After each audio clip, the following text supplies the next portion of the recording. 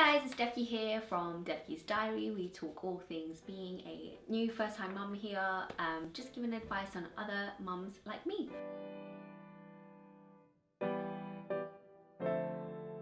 So today I really wanted to discuss about baby essentials. So like, what do you need? Because I got really overwhelmed. We had like so many different things going on. We bought so many different things. Like it was absolutely a lot and intense. So back to the basics, like what you need, what you don't need. And then I think that a lot of this stuff, like once you've got the bare essentials and the basics, you can then go and buy everything you want on top of that.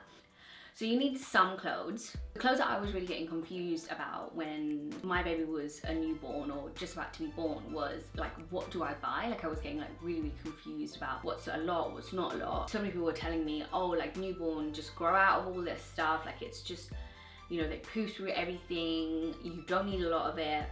So really what you need is some essential baby grows. So that's like everything from, you know, the neck to the feet covered. That's a baby grow.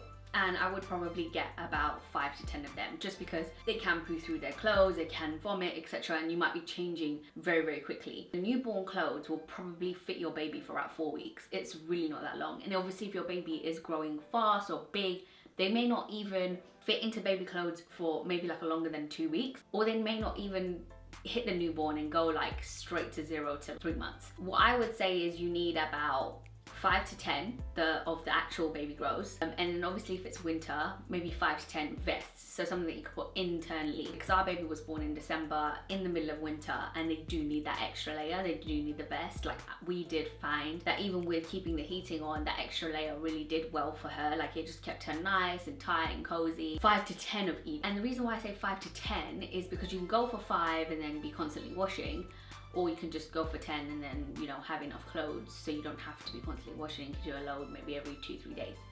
Because obviously you've got to remember baby clothes are a lot smaller as well, so it won't be filling up your washing machine as quickly as like our clothes would be. The second thing you need is obviously nappies. Like nappies is an essential, so I would get newborn nappies kind of ready. They'll ask you to bring in nappies in the hospital anyway. So nappies is something that you definitely need, so don't forget those ones. Then you need somewhere for your baby to sleep. So this is like absolutely essential. Lots of people like don't do their baby rooms and they do it like after the baby is born. I would recommend that, but that's, I guess, for another video. I really do recommend like really get your baby sleep area sorted out. So whether that be a next to me or a Moses basket, or you know where they're gonna be sleeping for the first kind of 6 months of their life. We had a cot, so we had our cot up and ready, we had the room up and ready, but wherever the baby needs to sleep, and this means night sleep, not just day sleep, so it doesn't mean like a doctor or sleephead or something like that, like actually their night sleep. Get somewhere for the baby to have their night sleep before the baby's born. The thing that you need is a car seat. So they won't let you out of the hospital here in the UK without a car seat. You do need a car seat. So I would go and look at a car seat. I don't think it's as simple as just buy any car seat out there. You might want to buy it in a bundle and like with your pram and make sure it fits within your pram and all that sort of thing. But car seat is something that you do need to look into before you obviously have your baby. The other thing that you will definitely need before your baby is born is formula if you aren't going to be planning to breastfeed. We actually looked into it because Kendamil is the only vegetarian formula, so we made sure we had at least one of those tubs, a newborn one ready to go, just in case, you know, something happened, couldn't breastfeed, etc. We didn't end up needing it. We did like a combination feed at the beginning. She didn't really take to the bowl, she didn't really like formula. So we powered on with breastfeeding.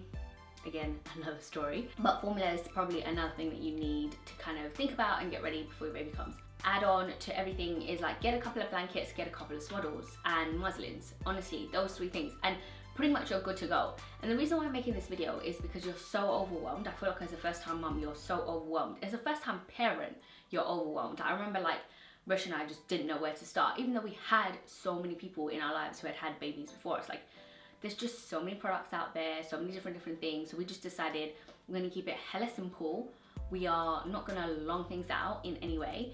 And what we decided to do is create a wish list and things like that, but we just focused on the essentials first. So a couple of clothes, a couple of vests for the baby, nappies, somewhere for the baby to sleep, 1 or 2 blankets, swaddles. There's honestly not a lot that you need. Get those things ready for your baby, and then everything else can come along as time goes on, and just really like enjoy those first couple of weeks because they go damn fast. Anyway, am I missing anything? What do you think is like an essential for your newborn? Drop it in the comments and let's chat there.